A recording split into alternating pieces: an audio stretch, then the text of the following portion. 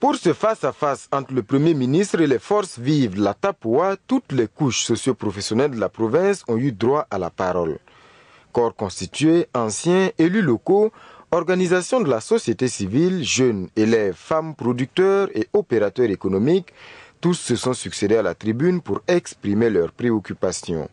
Une longue liste d'entraves au développement de la province avec en tête de liste le mauvais état de la route Kantchari-Diapaga-Tansarga, frontière du Bénin. On a des potentialités innombrables, agricoles, en matière d'élevage, et pour l'écoulement des produits, c'est assez difficile. Si nous prenons même la mobilité des personnes, il y a des cars qui voudraient venir ici, des compagnies de transport qui voudraient venir ici. Mais ce n'est pas la distance qui est importante, c'est surtout la praticabilité de la route et son état. D'autres préoccupations liées à l'insécurité alimentaire, à la faiblesse de l'offre éducative et sanitaire, à l'insécurité, au chômage des jeunes et au manque de retenue d'eau ont été soulevées. Des doléances et des coups de gueule bien notés par le Premier ministre et les 12 membres du gouvernement présents. À tour de rôle, les ministres interpellés ont ensuite pris la parole. Chacun s'est employé à répondre aux questions, rassurer là où des inquiétudes sont exprimées, éclaircir les incompréhensions et s'engager sur des actions concrètes de développement de la province. Et concernant la principale préoccupation exprimée, à savoir le bitumage de la route Kantchari-Diapaga frontière du Bénin, les études sont bouclées, le besoin de financement est d'environ 30 milliards de francs CFA, la requête de financement soumise aux partenaires. Bref, cette route n'est pas oubliée, rassure Jean-Bertin Ouedraogo.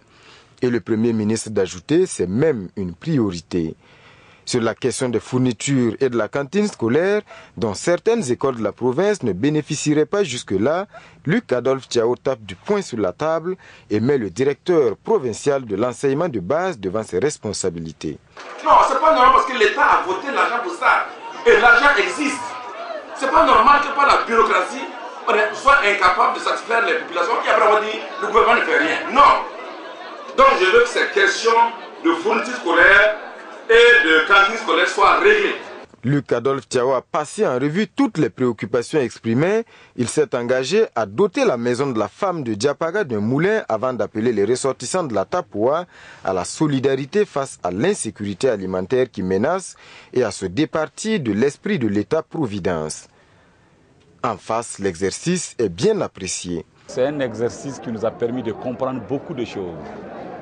Chaque ministre qui a intervenu a été sincère dans ses propos et elle nous a permis, n'est-ce pas, de vivre avec beaucoup d'espoir parce que nous sentons que ça va nous augurer, n'est-ce pas, des lendemains meilleurs. Près de 4 heures d'échanges directs pour crever les abcès, rassurer toute une province, objectif atteint, gouvernement et forces vives, la Tapoua se quitte sur une note de satisfaction de part et d'autre.